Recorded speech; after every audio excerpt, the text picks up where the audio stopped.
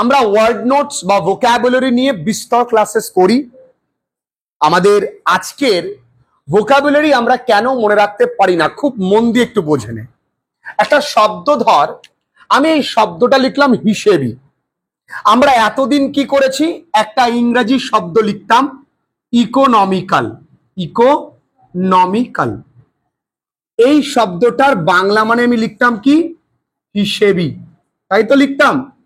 তাহলে আমরা বাড়িতে গিয়ে কিভাবে মুখস্থ করতাম, ইকোনমিক্যাল মানে হিসেবি, ইকোনমিক্যাল মানে হিসেবি, ইকোনমিক্যাল মানে হিসেবি, ইকোনমিক্যাল মানে হিসেবি।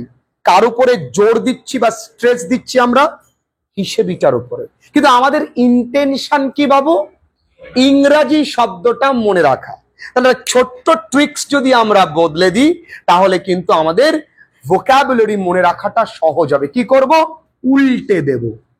কি করব, হিসেবি মানে ইকোনমিক্যাল, হিসেবি মানে ইকোনমিক্যাল, তাহলে মনে থাকবে হিসেবি ইকোনমিক্যাল। তাই এই হিসেবির যদি আমরা ইংরেজি শব্দ দেখি, তার একটা শব্দ হলো অস্টেয়ার। এই অস্টেয়ার মানে শুধু হিসেবি নয়, কঠোরও বটে। কি কঠোর। আমার বাবা যেমন very austere, Kalam's father was very austere. কালামের বাবা ছিল অত্যন্ত হিসেবি। তাহলে এই শব্দটাকে আগে আমি বাংলাটা পড়লাম, তারপর আমি ইংরেজি পড়লাম, তারপর এটা দিয়ে একটা বাক্য রচনা করলাম। আচ্ছা, অস্টেয়ারে আরো কিছু সমার্থক শব্দ, একটা বলেছি ইকোনমিক্যাল, আরেকটা বলতে পারি রিজিড। কি বলতে পারি বাবু, রিজিড। আরেকটা আমরা প্রত্যেকেই জানি স্ট্রিক্ট। কি জানি বাবু রে, স্ট্রিক্ট। খুব কি কঠিন। আচ্ছা, পরের শব্দ আত্মগোপন। আত্মগোপন ইংরাজি অ্যাবসকন্ড। কি অ্যাবসকন্ড। আমি যদি বলি দ্য পুলিশ কট, ধরেছিলেন অ্যান অ্যাবসকন্ডিং প্রিজনার। ধরেছে কাকে, এক আত্মগোপন বা লুকিয়ে থাকা আসামিকে। তাহলে abscond, she is absconding, she has absconded, লুকিয়েছে। এই অ্যাবসকন্ডিং মানে রান অ্যাওয়ে, বা বলতে পারো এই রান অ্যাওয়ের মূল শব্দ কি, এসকেপ। আর যেটা বললি মা চেজ, ওটা রান আফটার।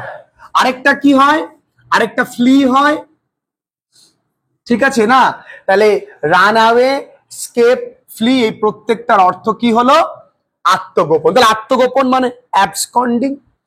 সম্মান করা, সম্মান করা ইংরেজি কি, সম্মান করা ইংরাজি বা প্রশংসা করা ইংরাজি আমরা প্রত্যেকেই জানি। বাংলা বানান আমাকে এক্সকিউজ করবে, প্রশংসা করা ইংরেজি আমরা প্রত্যেকে জানি প্রেইজ, তাই না। আরো একটা ইংরেজি হচ্ছে অ্যাকোলেড। কি বললাম, কি বললাম বন্ধুরা, অ্যাকোলেড। আরো একটা কি, অ্যাকোলেড। আচ্ছা, একগুয়ে বা জেদি তাদেরকে বলা হয় অ্যাডামান্ট। কি বলে, তাহলে একগুয়ে বা জেদি ইংরেজি কি, জাস্ট ছোট্ট একটা টেকনিক বাবু, আজকে তোমার লাইফ চেঞ্জ করে দেবে। টেকনিকটা কি, not English to Bengali but Bengali to English. আচ্ছা, অ্যাডামান্ট আর কি হতে পারে, একগুয়ে বা জেদি। রিজিড মানেও একগুয়ে বা জেদি, ঠিক আছে। অ্যাডামান্ট মানেও একগুয়ে বা জেদি গেল।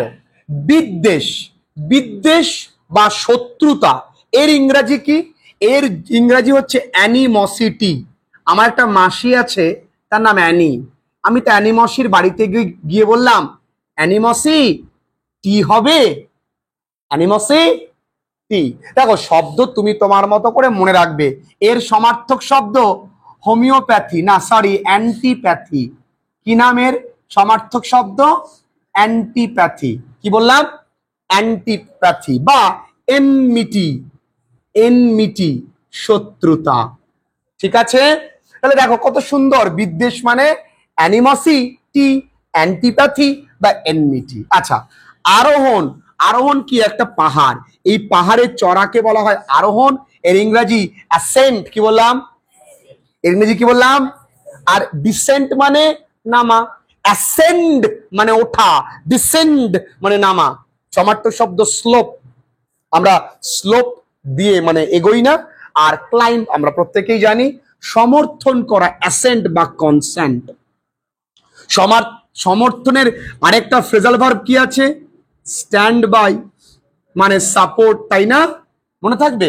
তাহলে দেখো, vocabulary is one of the most important chapters class 10 দের জন্য। আমরা প্রায় 700-800 শব্দ পড়ে ফেলেছি রীতিমতো। আমি নিজে দেখেছি যে কত উন্নতি হয়েছে। ছেলে মেয়েদের আটকাবেন, আজকেও দেখবো, হাতে কলমে দেখবো যে আমাদের শব্দ নিয়ে আনসিন থেকে কোনো প্রবলেম নেই। আজকে দেখবো দেখো কত ইজিলি আমরা পারছি। তাহলে কাজ শুধু একটাই, বাক্যটা বা শব্দটা আগে বাংলায় তারপর ইংরাজিতে, এবং চেষ্টা করব সেটা দিয়ে একটা বাক্য রচনা করার। ঠিক আছে, চলো লিখে নাও।